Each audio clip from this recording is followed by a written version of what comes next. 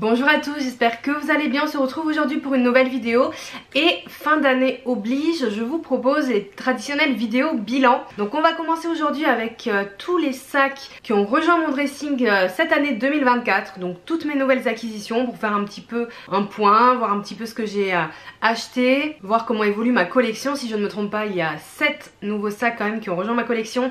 Ce que je trouve relativement beaucoup, finalement j'avais même pas l'impression d'en avoir eu tant que ça, mais 7 sacs c'est quand même pas mal finalement. Et la semaine prochaine je vous proposerai un résumé de tous mes achats luxe de l'année. Donc restez connectés si jamais ces contenus vous intéressent. On commence tout de suite, c'est parti. Donc je vais vous présenter les sacs par ordre chronologique d'arrivée dans mon dressing. Donc dans l'ordre, le premier sac qui a rejoint mon dressing c'est celui-ci. Je vous l'avais présenté en début d'année 2024. Donc c'est un sac de chez Lancaster. C'est la besace Milano Horizon petit modèle qui avait un prix, j'ai noté, de 199 €. Alors pour chacun des sacs il y a un unboxing normalement et une revue. Je vous mettrai dans la barre d'informations les liens vers ces contenus si vous voulez en savoir plus sur chacun des modèles. Aujourd'hui je vais pas m'étaler puisque normalement je vous les ai déjà tous présentés, ou quasiment tous pour le plus récent. Mais forcément il y a déjà des contenus créés qui vous donnent les dimensions, les modes de portage qu'on met dedans, ce que j'en pense sur ces sacs là. Donc juste pour rappel, celui-ci c'est un sac que je possédais déjà en grand format, que j'adorais, j'adore cette couleur bordeaux et c'est toujours le cas.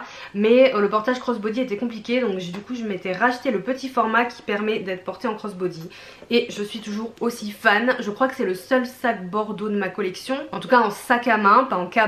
Et je l'adore, j'adore ce cuir qui est sous, vous voyez, il reflète quand même la lumière, il y a le joli fermoir. Franchement très bon rapport qualité-prix pour ce sac Lancaster. On poursuit avec le deuxième sac qui a rejoint ma collection cette année, c'est le sac Moki de chez Pollen qui m'a été envoyé par la marque, j'ai eu beaucoup de chance. Donc il fait partie un petit peu des derniers sacs qu'ils ont sortis. Ce sac avec ce pliage très particulier, ses courbes, ce côté très chic, très élégant. Donc une nouvelle fois il y a une revue à son sujet. Ce cuir grainé est sublime, noir avec les surpiqûres beige, j'adore. Peut-être que j'aurais dû prendre le marron chocolat, j'avais hésité, ou le ébène, hein, il me semble que c'est le nom de la teinte. J'avais hésité, je vous avoue que maintenant qu'on est vraiment de nouveau en hiver, peut-être que j'aurais préféré cette teinte, même si le noir est sublime, ça aurait peut-être apporté quelque chose que j'ai pas dans ma collection, mais bon. Et au niveau du tarif, on est sur 520 € au moment où je filme la vidéo, mais vous savez maintenant Pollen augmente parfois un petit peu ses prix et c'est normal, c'est une marque grandissante. En tout cas je suis ravie de l'avoir dans ma collection parce que c'est vraiment l'un des sacs les plus élégants que je possède. On poursuit toujours dans l'ordre d'acquisition et c'est le seul sac de luxe que j'ai à vous présenter, que j'ai acheté cette année. Vous le savez, voilà, moi mon budget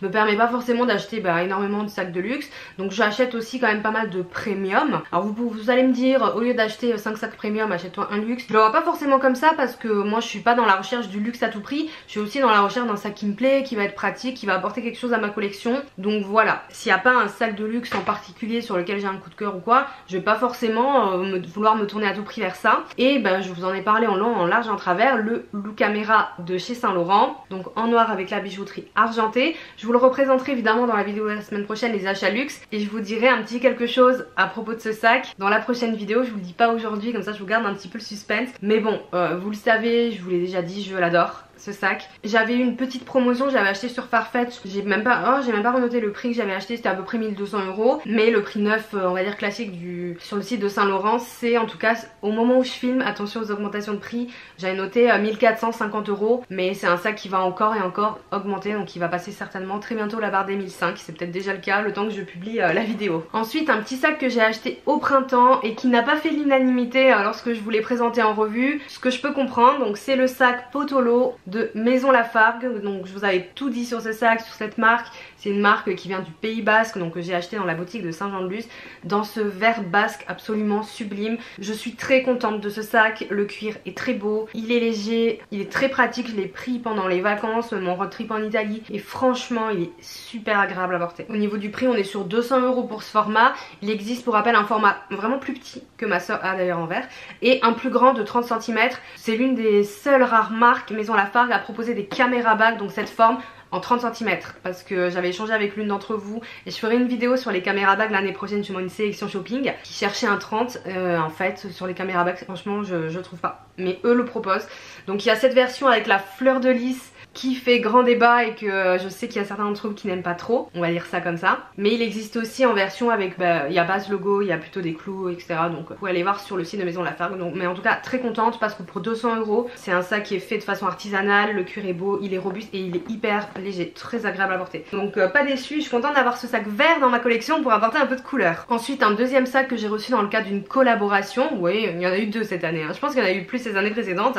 C'est le sac Colette Nil de la marque Valet de Pique, donc que moi j'ai choisi en cuir naturel et tissu beige. Il existe aussi tout en cuir avec ce fermoir pique qui est super beau. Donc je vous ai fait une revue sur ce sac, n'hésitez pas à aller le voir. C'est un sac qui est assez estival, mais honnêtement je l'ai porté quand même pas mal en automne avec mes trench et tout. Il est plutôt petit mais il est très mignon, très compact. Je trouve que la qualité est bien. Pour le moment moi j'ai pas eu de soucis au niveau du cuir qui est quand même du cuir naturel, qui peut être sensible aux rayures et tout. C'est ce que j'avais vu aussi avec vos retours. Moi comme vous le voyez j'ai pas eu de problème pour le moment sur ce sac là à ce niveau là, mais bon j'y fais quand même attention, c'est aussi une marque française donc c'est cool de soutenir ce type de marque là également. C'est pour ça que je vous reparle aussi de ce sac. Et au niveau du prix on est sur 350 € pour ce modèle, donc on reste dans la fourchette moyenne des prix des sacs premium. J'ai l'impression que cet automne je vous ai un peu bassiné avec mon sac pliage de Longchamp Bordeaux, qui est du coup le seul cabas qui rejoint ma collection. Vous voyez, après je reste maintenant un peu plus sur un format de sac entre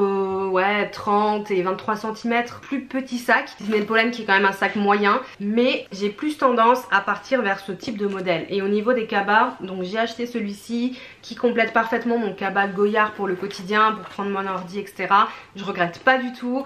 Le seul truc c'est que je dois choisir entre porter mon sac Lancaster Bordeaux ou celui-là. C'est pas les deux ensemble, soit l'un soit l'autre, sinon ça fait beaucoup trop de Bordeaux. Mais c'est pas grave, je les adore. Au niveau du tarif on était sur 130 €. Pour ce sac là c'est la taille L, donc la plus grande avec les grandes anses, qui n'est pas si grand que ça non plus. Enfin comparé à mon Goyard L qui est énorme, il est quand même moins grand, mais tout aussi pratique. Je l'adore et enfin ce coloris quoi. J'ai envie de me le prendre en marron chocolat, enfin je suis insupportable. En fait maintenant il va sortir à chaque fois des nouvelles couleurs Longchamp sur ces sacs là, je vais avoir envie de prendre des couleurs spéciales. Petite confidence, j'y pensais cette semaine et même là il sort des collections. J'ai l'impression que je comprends un petit peu Bax Passionate qui est une consoeur de YouTube qui aime beaucoup Longchamp et tout, et ce fait de collectionner leurs coloris en édition limitée. J'ai l'impression que je commence à être piquée là-dedans. Donc je sais pas si en 2025 je vais commencer à partir sur ce genre de choses au niveau de Longchamp, une petite, je sais pas, une espèce de collection, je sais pas, mais en fait je me suis un peu plus réintéressée, même si c'est une marque que j'adore, hein, parce que j'ai d'autres sacs, à la marque depuis l'achat de ce cabas, et je suis un peu plus leurs actus on va dire, et je trouve qu'ils sont assez innovants et qu'ils proposent souvent des nouveautés, et des fois les prix sont un peu élevés mais il y en a d'autres qui sont quand même corrects, et je sais pas, j'ai un peu envie de collectionner, je sais pas, un petit peu leurs nouveautés. On verra, peut-être que ça va me passer. Et pour terminer, le dernier sac que j'ai acheté qui est vraiment récent, qui était un de mes coups de cœur que j'allais mettre sur ma wishlist de 2025 mais je l'ai acheté avant, c'est le sac Hortensia de chez Florent Paris, donc en coloris top. C'est un sac que j'ai payé 575 € tout de même, donc il y a un certain prix, qui a un cuir exceptionnel. Je vous dis dans le unboxing, je vous ferai une revue. Je prends le temps de le tester parce que le prix est quand même assez élevé, hein, je suis désolée. Pour moi c'est pas un premium qui est super abordable non plus. Moi ça m'a demandé quand même de la réflexion, mais ce fermoir fleur ça a été un coup de cœur, et ce cuir est exceptionnel. Là j'ai mes affaires dedans, c'est le sac que j'utilise là aujourd'hui, etc. Puis bon je le teste, hein, vous voyez. Je vous jure, incroyable, le cuir est incroyable.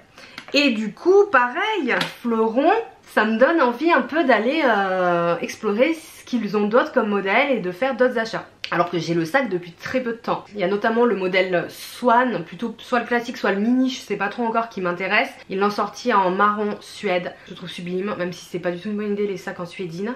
Mais je le trouve trop beau.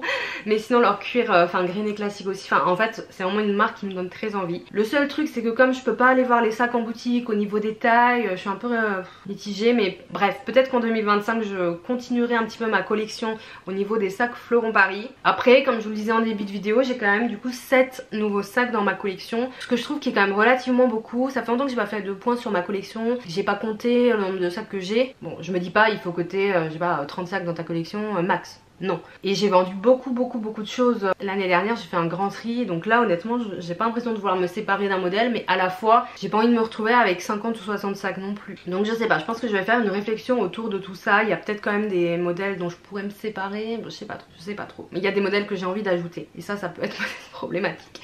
Bref, mais je suis fan de ce sac. Mais voilà, j'attends d'avoir plus de recul avant de vous donner un avis définitif, surtout par rapport au prix. Je relève au fur et à mesure que je le porte les points positifs et les points d'amélioration dont je vous ai déjà un petit peu parlé lors de l'unboxing, et là je vous en parle, la qualité du cuir, le design et tout. Le poids, là vous voyez, il est encore rempli, voilà, ça reste aussi quelque chose à prendre en compte. L'ergonomie du sac et tout, il y a une poche à l'arrière, il y a les surpiqûres, il est sublime. Je regrette tellement pas cette acquisition, je vous jure. Donc voilà pour toutes mes acquisitions sac de 2024. Est-ce que vous trouvez que cette sac c'est quand même beaucoup? En fait j'avais pas l'impression d'en avoir acquis tant que ça. Il y en a 2 comme je vous ai dit que j'ai reçu en collaboration, je suis très transparente avec vous, ce qui fait du coup 5 achats de sac. J'avais pas l'impression que c'était tant que ça, mais en fait le cabal en change, j'ai l'impression que je le compte pas vraiment comme un sac acheté parce que c'est plus un sac pratique. Je me trouve des excuses vraiment. Je n'ai aucune excuse, aucune. Dites-moi combien de sacs vous avez acheté cette année, ou alors s'il y a des modèles marquants que vous avez réussi à acquérir, par exemple un sac que vous vouliez depuis très longtemps, que ce soit luxe, pas luxe, même prêt à porter, peu importe, hein. C'est pas le sujet, mais voilà, est-ce que vous avez vraiment une pièce qui a marqué votre année en termes d'achat sac? Dites-moi en commentaire, j'ai trop hâte de vous lire, et merci encore pour tous vos partages en commentaire tout au long de l'année, et même entre vous quand vous répondez, enfin... Je suis trop fan à chaque fois que ça se passe comme ça. Donc à suivre 2025 pour voir ce qui va rejoindre ma collection ou pas. Je suis en train de vous préparer la vidéo wishlist pour le début de l'année. Je suis très hésitante dans ce que je mets dedans parce que j'ai envie de rester raisonnable. Comme je vous dis, à la fois j'ai quand même des envies qui sont un peu folles. Donc bon, c'est en cours de construction. Vous aurez ça prochainement. Je vais arrêter de parler. Je vous souhaite une très bonne journée et je vous dis à bientôt. Ciao.